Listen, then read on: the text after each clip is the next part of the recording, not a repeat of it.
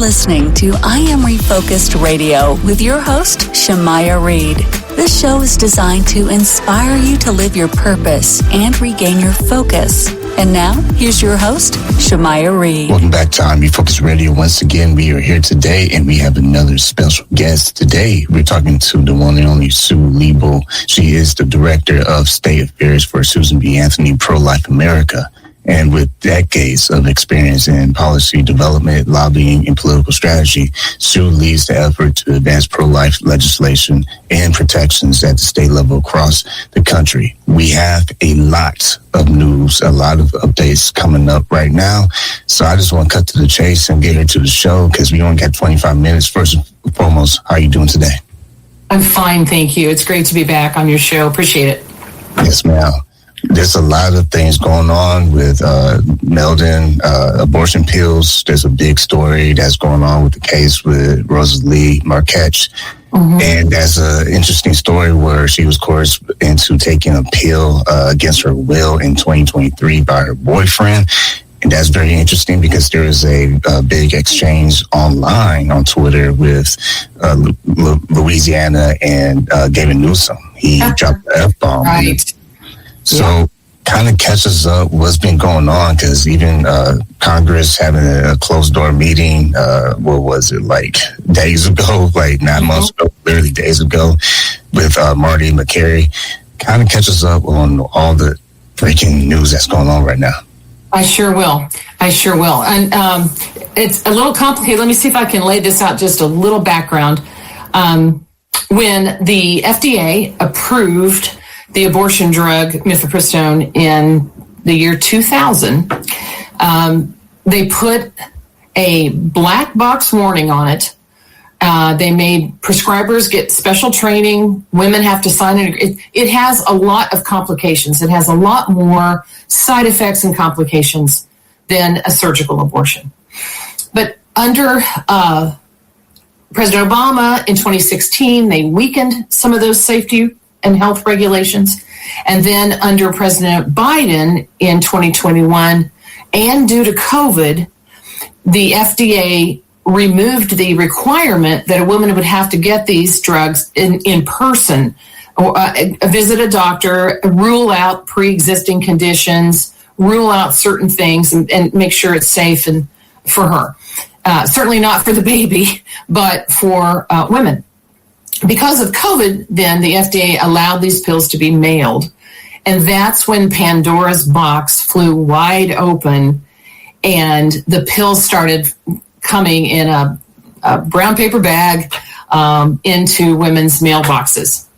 States, then Roe versus Wade was overturned, right? And so states had a lot more latitude in the laws that they could pass to regulate abortion. And so many states said that it was illegal to mail pills into our state. Some states limited abortion altogether. Some states limited abortion to the heartbeat time. Some states have 12 weeks, but many states said if she's going to get the pills, it has to be in person to get a medical exam. Okay. Well, what happened is that doctors in New York and California, arguably very pro-choice, abortion states, have been caught mailing the pills into women in Louisiana, Texas, and other states where it's not legal. So these doctors in California and New York are breaking the law in the states, where the women live. And then California, you mentioned Governor Newsom, California even passed, and so have some other states, what we call shield laws. So if the doctors in California mailing pills into Louisiana, in this case, that's Rosalie's unfortunate case, the state of California passed a law that they will shield that doctor from prosecution, shield that doctor from accountability. So if and they won't extradite that doctor, they won't help Louisiana enforce its law because that's illegal, and they can't go after the doctor because of what we call these shield laws.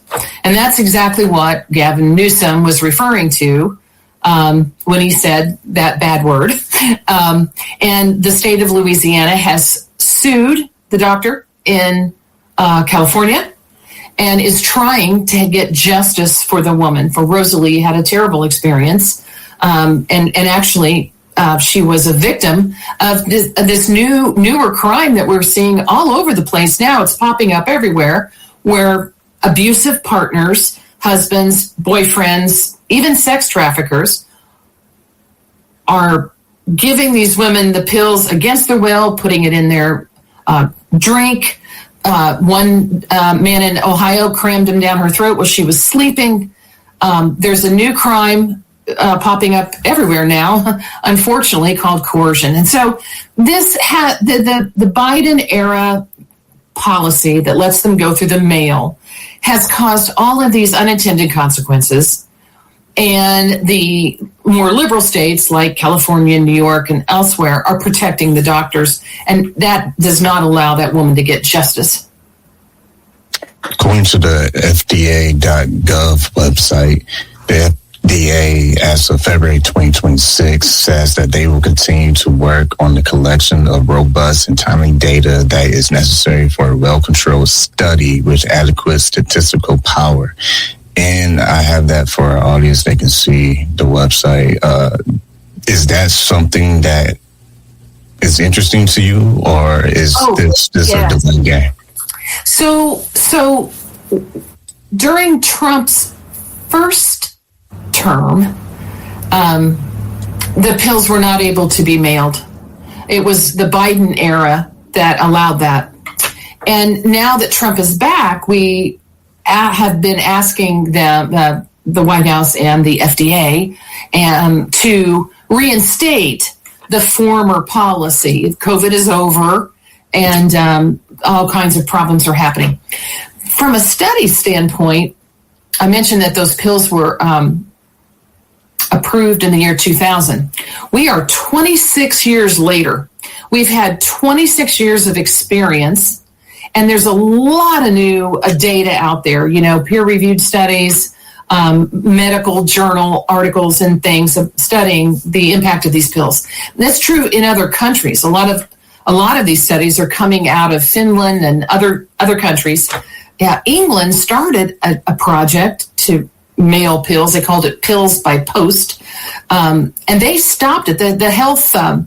The health commissioner there recommended to Parliament that they stop the project because of the coercion that was happening and so many ambulance runs, because like I said, the complication rate, the FDA's own label, that little piece of paper that's in your prescriptions, it's real thin and has all the science on it and you don't read it, that label has a black box warning on this drug, mifepristone, and its own labels studies say 1 in 25 women will end up in the emergency room.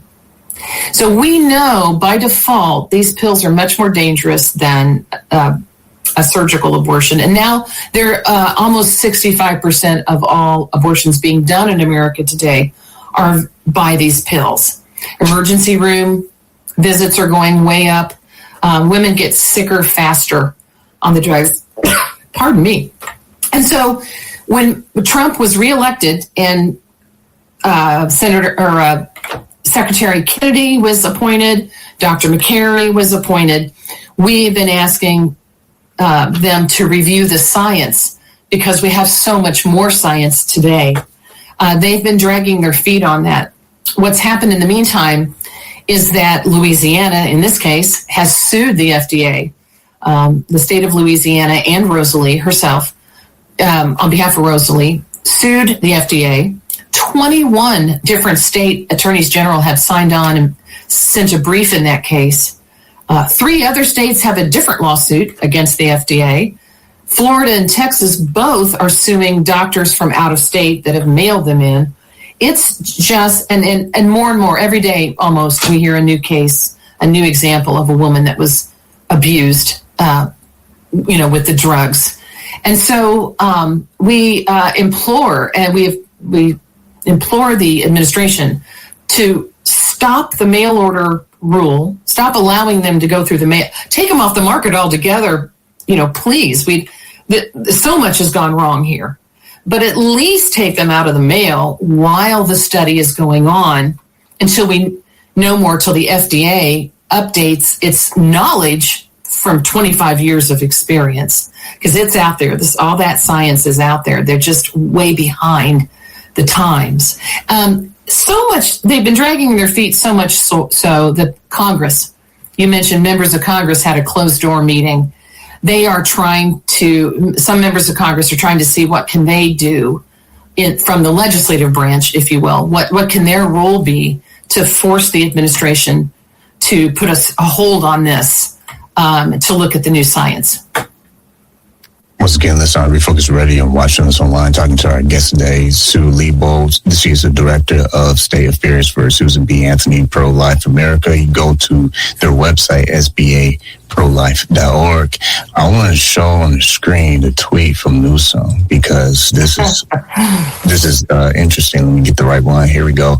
So what we're looking at here is his response to Louisiana. And his choice of words, do you think it helps build their case or hurt their case? I think it sounds a little desperate, actually, when you have to resort to those kinds of words or treat another, a colleague or elected official that way. I think sounds very desperate. Sooner or later, these cases are going to have to keep going up the courts to federal court, maybe to the Supreme Court. On any other thing, a criminal, a robber, a murderer, or something that goes across state lines, those states help. If they catch that person, they help get them back to their state where the crime was committed. They help the justice system, extradite the criminal or whatnot. It's been going on for all of time. And now, but with abortion, they won't do it. And so this is going to have to work itself out. Now, I want to read you her response to this tweet. And she said, "Bless your heart, at Gavin Newsom. Killing Louisiana babies is not health care, nor is shielding California drug dealers. The sovereign state of Louisiana will defend life and defend its laws."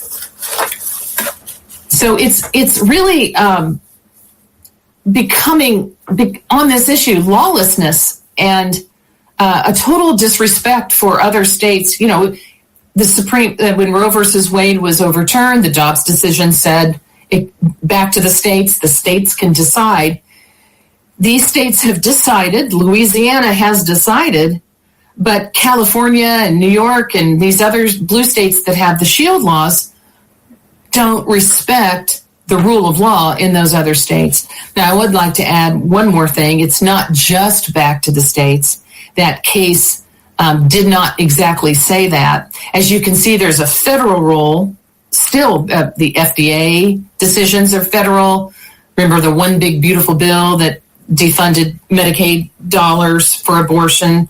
That's federal. There's still a federal role. And thank goodness the members of Congress are trying to figure out how to push the administration into looking at the newer science and doing something about this. What percentage of Americans oppose allowing the abortion pill to be sent through the mail without an in-person doctor's visit? That's a great question. In fact, there was a poll just late last year. 7 in 10 voters, and some of these are pro-choice. This isn't just a pro-life poll. This is an everybody poll. 7 in 10 people agree that she should have an in-person doctor visit. With these drugs, they're not supposed to be used after 10 weeks. As the baby gets larger after 10 weeks, the complications for the mother just skyrocket the further in pregnancy you go. And so the mother's more at risk. And the FDA didn't even approve them for after that. You also have to rule out an ectopic pregnancy where the baby is stuck in the wrong place. The pills will have a life-threatening effect for her. There's some medical stuff going on here, kidney issues and the stuff that my doctor does and your doctor does when we take medications and make sure they don't interact and things like that. And so the idea that a woman would get some sort of medical screening before she ingests this very dangerous drug is approved by 7 out of 10 voters. But yet the administration, we think, is worried about the midterms, worried about abortion as an issue, a political issue, and we are pleading. Ironically, we're the pro-life side of the coin, and we're pleading for some medical supervision and FDA research on behalf of the lives and the health of these women, and of course, all the unborn children that are killed by the drug. And also, what percentage of abortions in the United States are chemical versus compared to surgical? About 65% now. The majority of abortions in the United States, 65%, are from the pills. Wow. There's also a healthy undermarket. I don't know what word to use, but some bad actors have just set up websites and are selling pills. And, you don't know what you're getting. These aren't all getting them from a doctor. They're getting them from sites. And, we know one couple where the father of the baby said, how do we even know what's in these drugs? They're coming from, who knows where they come from? And so it's just the Wild West now. And unfortunately, we have an administration that's dragging its feet, and that's not what they need to do on behalf of these women's health and safety. Even though FDA.gov is showing some warnings of some possible side effects, with, I guess you could say, some transparency there, how still is there's still some complications that can possibly lead to the emergency room for a woman within 30 days after taking the abortion pill? 1 in 25 women. That's an extremely high percentage. They are not as safe as Tylenol, like the abortion industry likes to say. They're very dangerous. The complications, 1 in 25. That's on the FDA's own label. And then what you were citing actually is a study that says if she does end up in the emergency room within 30 days, it is usually coded as severe. She's really in trouble within, the later that goes and when they code that.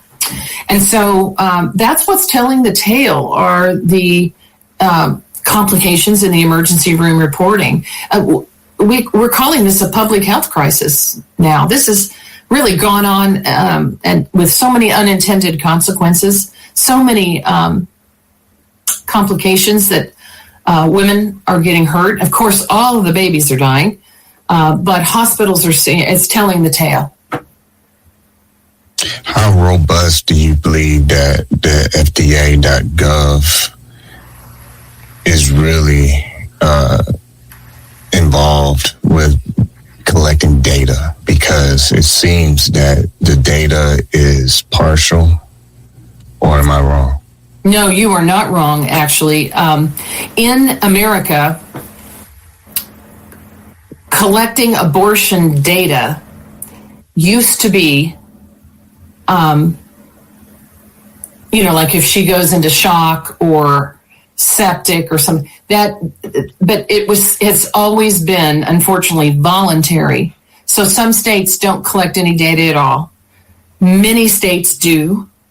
And again, when the Biden administration relaxed that rule and allowed the pills to be mailed, they also said, don't even report data to us unless she dies. So now the FDA only wants deaths. They don't want significant complications that require further surgery or significant enough to hurt her future fertility, take her fertility away. Kidney issues, I think I mentioned that earlier. There are a lot of surgical intervention. There are a lot of other outcomes besides death that impact a woman for her future. And of course, you don't hear the FDA talking about that much at all. But many states do require inside the state to be reported, and that's how researchers get the data that we do have from states that require their emergency rooms to report, and as well as medical journals and things like that, including in other countries that have that don't have the political aspect to abortion that we do. So in other states, in other countries, they are really truly interested in the research medically. They want to know how this is working or not working. Unfortunately, we have a much more fragmented system in America, and it's, we have got to move past that. Going back to Rosalie and her story in that case, do you agree with Christian Wagner of Alliance Defending Freedom, who stated, just to be clear, this California doctor shipped high-risk drugs across state lines at the request of a man who coerced his girlfriend to a unwanted abortion?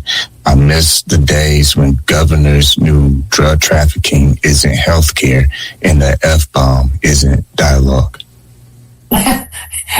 Yes, I agree with every word she said. It is not healthcare. It's a procedure. No one's getting healthier here. It terminates the life of a child, and that's what abortion is, and that's what we need to call it. In Louisiana, they have a second case where the girl was 15. She was pregnant. She wanted to keep the baby. She was actually getting ready for her gender reveal party, and her mother ordered the pills and forced her to take them. And they have criminally charged the mother for that, because that's not legal in Louisiana. We're just hearing stories from all over the country now, where women are being victimized by abusers or husbands or parents or someone else who doesn't want that baby. And she's being traumatized because of it. So add that to the list, not to mention the medical complications that she can have on her body, her surgeries that might be required to repair this. It's just to have all of this without the FDA oversight that it should be, that it started out with. Nothing's really changed. Women are still women, and Mifeprex is still Mifeprex. So we've got to turn the attention of the FDA back toward this.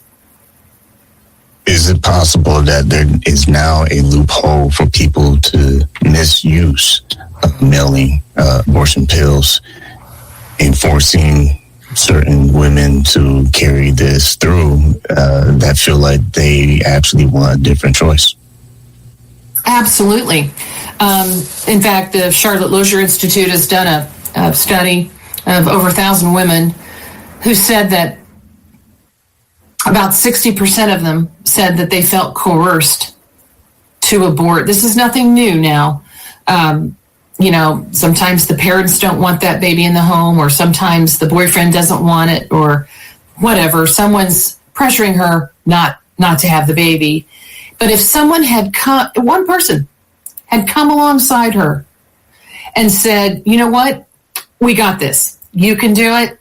I will walk with you through this. I'll help you find the services you need. Maybe you put the baby up for adoption. There are couples waiting. There are waiting lists of people that want to adopt. Or if you keep it, I'll help you be successful. You can do this. The study showed that 60% of women said they felt some sort of coercion or pressure and had someone come alongside of them. If they knew they had some resources and some help, they would have not done it. And that's exactly what's happening here.